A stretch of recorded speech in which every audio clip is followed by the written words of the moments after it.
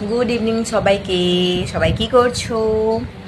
তো আজকে আমার মানে অনেক লেট হয়ে গেছিলো কাজ করতে, সকালে বললামই তো। আমি সব কাজ করে চান টান করে পুজো করে আর ও আলু সিদ্ধ ভাত খেয়ে কাজে চলে গেছিলো, নিয়ে আমি একটুখানি ওষুধ খেয়ে শুয়েছিলাম। প্রচুর মাথা যন্ত্রণা করছিলো আমার, তো আমি শুয়েছিলাম। তো তারপরে উঠলাম, তো এখন 4টে বেজে গেছে আর খুব খিদে পেয়ে গেছে। তো আমি বললাম যে আলু সিদ্ধ তো ছিল না, ওর মতনই করেছিলাম।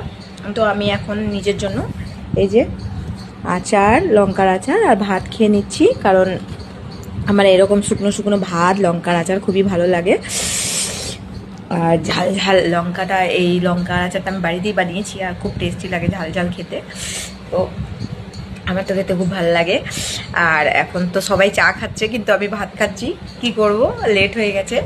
আর সবাইকে ভিডিও বানাতে পারিনি, এত কাজ ছিল। এখন কাপড়গুলো যেগুলো মেলা আছে ওগুলো সব আনবো, গুছাবো, ভীষণ কাজ। আর ভাই তো বললাম যে মাসির বাড়ির নেমন্তন্ন আছে, রাত্রে জানি না এসে খাবে কি না। যদি খায় তো রান্না করব, কারণ ভাত আলু সিদ্ধ করেছিলাম, তো রাত্রে বানাতে হবে কিছু না কিছু। আর আজকে একদম ভিডিও বানাতে পারিনি। চলো আমিও খেয়ে নিই। সবাই ভালো থাকো।